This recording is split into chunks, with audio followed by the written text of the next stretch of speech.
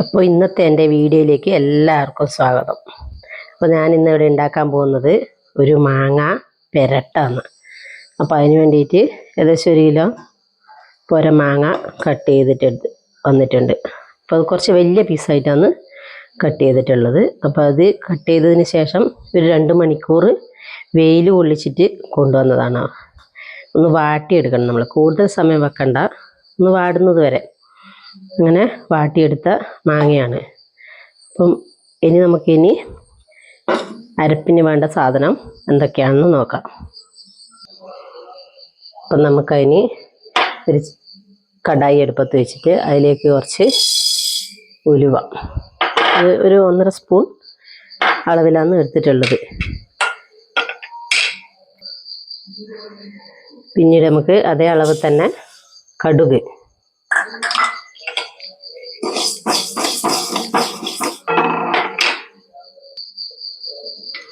പിന്നെ വേണ്ടത് കുറച്ച് വലിയ ജീരകം, അതായത് പെരുംജീരകം എന്ന് പറയും, അത് 1 സ്പൂണ്. അപ്പം ഇത് 3ഉം കൂടി നന്നായിട്ട് ഇളക്കുക. പെരുംജീരകം ഇട്ടാൽ മാങ്ങാപ്പരട്ടിന് ഒരു പ്രത്യേക ടേസ്റ്റാണ് കേട്ടോ. അത് പെരുംജീരകത്തിൻ്റെ ഈ ചുവ ഇഷ്ടമില്ലാത്തവർക്ക് അത് വേണമെങ്കിൽ ഇടണമെന്നില്ല, പക്ഷെ എനിക്ക് അത് ഭയങ്കര ഇഷ്ടമാണ്. അതുകൊണ്ട് ഞാൻ അതും കൂടി ചേർത്തിട്ടുണ്ട്. അപ്പോൾ ഇതൊന്ന് നന്നായിട്ട് മൂത്ത് വരുന്നവരെ ഇളക്കിക്കൊണ്ടിരിക്കുക. അപ്പോൾ ഇത് പൊട്ടി വരുന്നുണ്ട്. കടുകെല്ലാം പൊട്ടുന്നതാണ് നമുക്ക് ഇതിൻ്റെ പാകം എന്ന് പറയുന്നത്. അപ്പോൾ ഏകദേശം എല്ലാം ഒന്ന് ചൂടായി കടുകൊക്കെ പൊട്ടി വരുന്നുണ്ട്. ആ സമയത്ത് നമുക്കതിലേക്ക് വറ്റൽമുളക് ചേർക്കാം. വറ്റൽമുളകിൽ മാത്രം ഉണ്ടാക്കുന്നവർക്ക് അങ്ങനെ ചേർക്കാം. പക്ഷെ ഞാനിപ്പോൾ അതിലേക്ക് കുറച്ച് കുമിച്ചിപ്പറങ്കിയുടെ പൊടി ചേർക്കാൻ ഉദ്ദേശിക്കുന്നുണ്ട്. അതുകൊണ്ടാണ് വറ്റൽമുളക് കുറച്ചിട്ടത്. അപ്പം അങ്ങനെ ഇട്ട് അതിന് ശേഷം നമുക്കതിലേക്ക് കുറച്ച് കറിവേപ്പിലയും കൂടെ ഇട്ട് കൊടുക്കാം. കറിവേപ്പില ഒന്ന് വെയിലത്ത് വെച്ച് വാട്ടിയെടുത്തതാണ് കേട്ടോ. ഇത് വെള്ളത്തിൻ്റെ അംശമെല്ലാം പോയിക്കോട്ടെന്ന് വിചാരിച്ചിട്ടാണ്. അപ്പോൾ ഇതെല്ലാം കൂടി ഒന്ന് നന്നായിട്ട് ചൂടാവുന്നവരെ ഇളക്കുക. അപ്പോൾ ഏകദേശം ഇതെല്ലാം ഒന്ന് പാകമായി വന്നിട്ടുണ്ട്. അപ്പം നമുക്കിനിത് കുറച്ച് തണുത്തതിന് ശേഷം ജാറിലിട്ടിട്ട് ഒന്ന് പൊടിച്ചിട്ട് വരണം. അപ്പോൾ അത് ജാറിലേക്ക് ഇട്ടിട്ടുണ്ട്. അപ്പം നമുക്കതിന് വേണ്ടുന്നത് ഒരു 1/2 കപ്പ് ഉപ്പാണ്. ഞാനത് കല്ലുപ്പാന്ന് എടുത്തില്ല.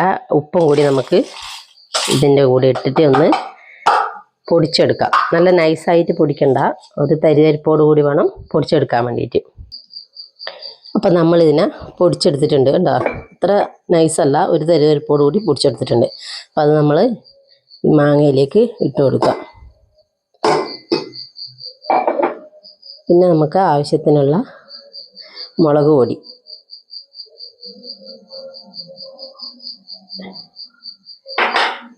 മുളക് പൊടി ചേർക്കാത്തവർക്ക് പിന്നെ കുമിറ്റിപ്പറങ്കി ചൂടാക്കിയിട്ട് പൊടിക്കുന്നതിൽ ഇട്ടാലും മതി കേട്ടോ. എൻ്റെ അടുത്ത് കുമിറ്റിപ്പറങ്കിയുടെ അതില്ല, അതുകൊണ്ട് പിന്നെ ഞാൻ വെച്ചു പൊടി എടുക്കാമെന്ന്. അതുകൊണ്ട് കുറച്ച് പറങ്കിയിട്ട് പൊടിച്ചത്.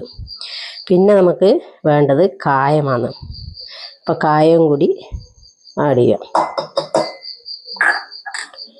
പിന്നെ വേണ്ടത് എള്ളെണ്ണയാണ്, അതായത് നല്ലെണ്ണ. അത് ഒന്ന് ചൂടാക്കി വെച്ചതാണ്, നേരത്തെ ചൂടാക്കി വെച്ചതാണ്. അപ്പോൾ അത് നമ്മളിതിലേക്ക് ഒഴിച്ചു കൊടുക്കുക.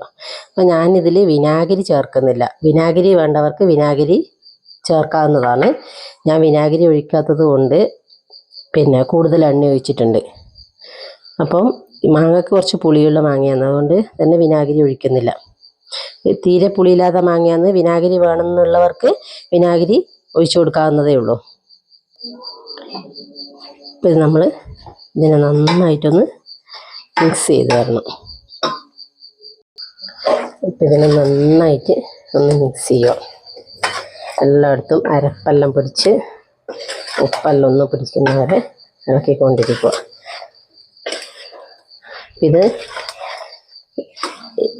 ഇതിൽ നിന്ന് മാറ്റാം. നമുക്ക് നല്ലൊരു എയർ ടൈറ്റുള്ള ഒരു കുപ്പിയിലിട്ട് അടച്ചു വെക്കാവുന്നതാണ്.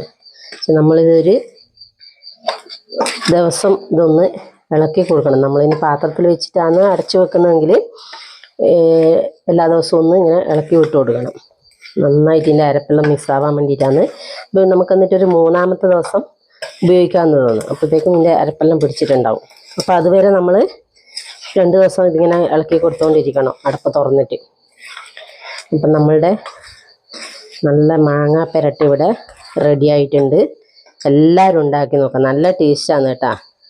അപ്പം നമ്മളെല്ലാവരും ഇത് ഉണ്ടാക്കി നോക്കി ഇതിൻ്റെ ഫീഡ്ബാക്ക് അറിയിക്കുക, ലൈക്ക് ചെയ്യുക, ഷെയർ ചെയ്യുക, സബ്സ്ക്രൈബ് ചെയ്യുക, ബെൽ ബട്ടൺ ക്ലിക്ക് ചെയ്യുക. അപ്പോൾ അടുത്ത വീഡിയോ ആയി വരുന്നവരേക്കും ഗുഡ് ബൈ.